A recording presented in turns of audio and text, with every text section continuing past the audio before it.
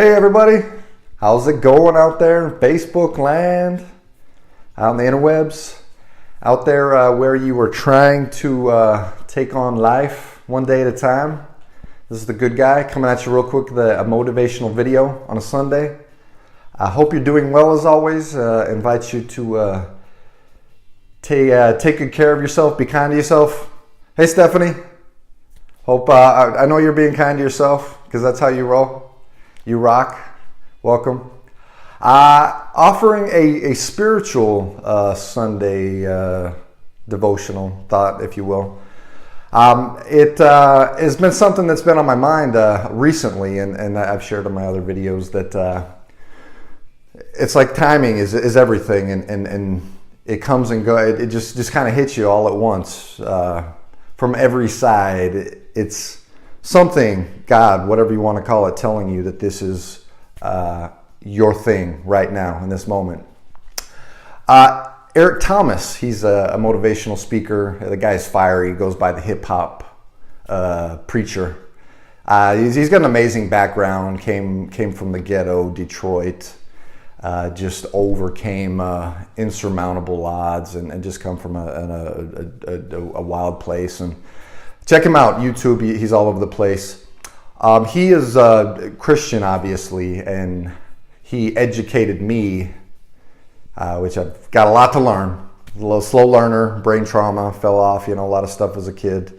That's maybe I touched on that in another video, something for the past. In the past, maybe I'll touch on it in the future. He tells the story of David and Goliath, and we've all heard it. Maybe we've read it, some more in depth than others. I knew the story. It's everywhere, We've all heard it. I didn't know the specifics though. Eric Thomas, he in an interview, he talked about how Goliath, David didn't take down Goliath without preparation, and so I had to go back to Samuel there in the Old Testament and actually read the story. I've been a Christian my whole life, born and raised. Just learning, something at 40. In the scriptures, he tells a story. David and Eric Thomas is talking about this. He talks about how prior to coming to battle, that when he was tending his father's sheep, and if I'm off on my facts there, I'm open to feedback and correction. He talks about how he had slain a lion and a bear, and at one point actually removed a sheep from either the lion or the bear's mouth, and just slayed these things. And I didn't know this. Been in the Bible, before, knew the story, but I didn't know this about the David and Goliath background. So Eric, he compares wins, he compares life, he compares success to David and Goliath, and I started thinking about my perception of success, of people. You look on people around you that maybe you look up to, their motivators, their mentors, their examples in your life, and somebody you aspire to become. It isn't uncommon for people, and I've been in there, I'm sure we've all been there, to jump to conclusions of how people have achieved greatness, how they've overcome hard times, how they've accomplished their goals. And I think it's coming from a place of bitterness and resentment for me in the past, assuming that it came easy to them. And this Jeff Olson book, The Slight Edge, that I touched on in my last video, he touches on that, where we assume people just were giving it to them, silver spoon in their mouth, just didn't only have to work. And I know that's not the case. Anybody who's achieved greatness, anybody who has blood, sweat, and tears grinded it to get where they are has been a process. And we've all had, whether we're on our way up, whether we're almost there, whether we're just starting. We've either had that lion, that bear, that battle, that struggle along the way that we've had to go through, and it's preparation. It's preparation for the Goliath in our lives. And it's interesting, if I'd encourage you to get into Samuel. I think it's 1 Samuel 17 is the book and the chapter. David has this confidence about him, and this is just what I've gleaned from it. He has this confidence in going into battle. He's like, I've slayed lions, I've slayed bears, I got God on my side, I got this. And growing up hearing this story, this was just like, kind of like came to me like, boom, this is awesome. I thought, David was going in just kind of as a weakling and unsure of himself, but that is exact opposite of what I had interpreted and seen coming from the Bible verses. And that confidence, you can further take from that for our own lives, that confidence, that belief in yourself, God, whatever it is that motivates you and gives you that go, that oomph, that drive, is what essentially ends up carrying us into that battle, that defining moment, when we're, hey, Emmanuel, it's Obi-Wan. I'm not worthy. Hey, everybody, Emmanuel, check this guy out. This guy really knows self-improvement. He can help you achieve your goals and overcome obstacles in your life. Hit him up. Game changer for sure. But the confidence, that David gets going into this battle comes from his God, obviously. But we can all get that confidence from consistency, from work, from fulfilling commitments to ourselves, following through one day at a time, grinding. Eric Thomas, he references John Elway, and I'm just verbatim. John Elway says, I got great by being good consistently over time. And that's just putting in the work. It reminds me of a personal experience as coming from an addicted drug and alcohol past. I've shared in some other videos that I'm a registered nurse. When I was first getting into nursing school, I was going to go to the medical school route, but fortunately there was an academic advisor who advised me, this was circa 2000. He said, hey, there's this nursing program, more and more men are going into it, you should check it out. So I was like, yeah, sure, why not, that's me, less school. It's been a blessing. It's a great career if anybody's considering it. Stephanie, props. She's coming up in the nursing school realm. She had a test the other day. I'm sure she killed it. I just put you out there, put you on the spotlight on her. I got my nursing license. That was when my addiction was really ramping up, and I was able to get through my first year of school. I got what was a lower level nurse, LPN. We call them low paid nurses, but it got my foot in the door. I get my license. This is when I start showing up to the ER. I'm kicking, I'm overdosing. Nice. Coming tomorrow. I'm going to put one up to the big man that she passes. I'm sure she's put in the work. I'm sure she's grinded. That's what it's all about.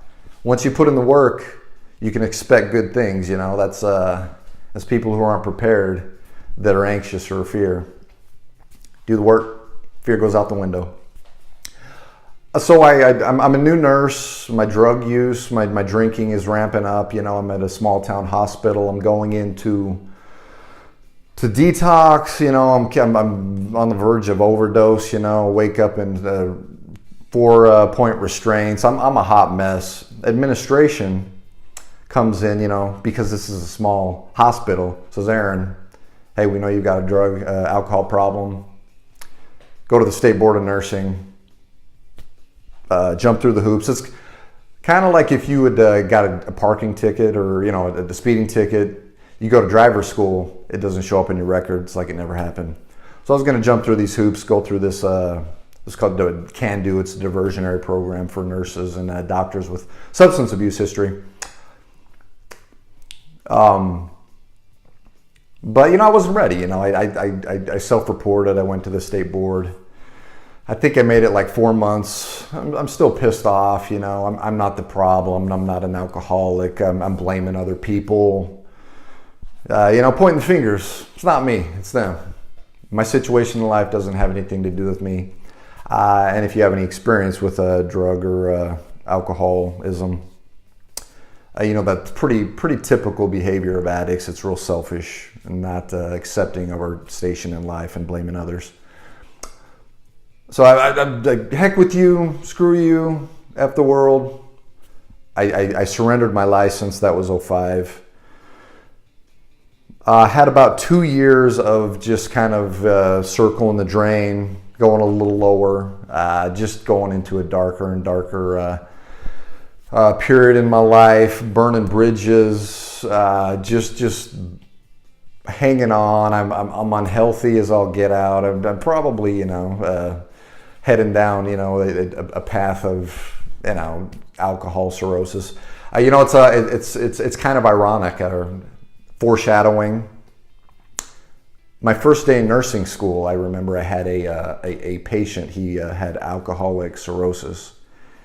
And that's when I was like full-blown alcoholic, and I was kind of taken forward. It's kind of one of those forks in the road. I wasn't ready to be done drinking then, but it was that fork in the road. It was that moment that kind of stuck with me. It's like, what if? It never left me. This guy was like early 30s. He ended up passing. It was tragic. But maybe I like to think that was God saying, "Hey, Aaron, this could be you." But I wasn't ready. Fast forward about 3 years, I surrendered my license. Just kind of going from job to job, couch to couch, wasting away. I'm not living up to my maximum potential. Had some family stepped in. I've touched on this a little bit, saved me, got me back on my feet, got me to AA.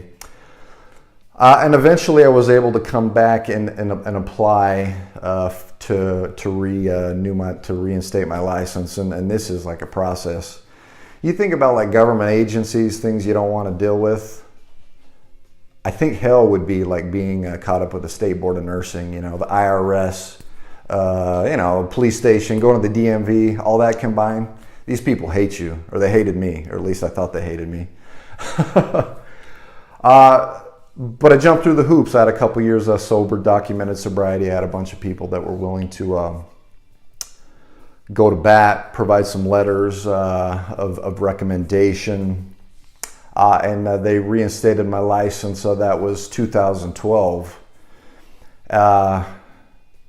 About that year was when I enrolled in online nursing, and I was able to, over the next 4 or 5 years, slow-boat an online program to get my registered license. We got a heart there. Thank you, Stephanie. I was able to get my registered nursing license, and for me, that was my Goliath. I began my career, my path, my journey, which was a long, winding detour. It wasn't a straight line by any means, to becoming a registered nurse, which has been a really an amazing career. Something that's been a blessing. I've been able to do some things that I've wanted to do, and I've got some travel coming up. It's all coming together one day at a time. So this David and Goliath story for me was my path coming back from hell, digging out of the hole one day at a time. Killing that lion, killing that bear, just grinding, working, preparing, bettering myself to that one day when my own Goliath showed up on that battlefield. Boom! Slayed him. Right between the eyes. I think that's how he takes him down with the sling and a couple of pebbles from the pocket. It's powerful. Ask yourself, where are you in that journey? Are Are you battling? Are you putting in the work? Are you making those small wins? Are you taking those individual battles seriously and not giving up the fight to set yourself up for that day when you can in fact stand with confidence on the battlefield and just know that you've got it. You've got your confidence, you've got God on your side, and he's going down, baby. And don't make assumptions. I was bitter, at one point, like I mentioned. I've mentioned that I made assumptions about where people are that have achieved success, that have climbed out of their own personal hell. Most people doesn't come easy. Everybody's struggling. Everybody's coming from a dark place.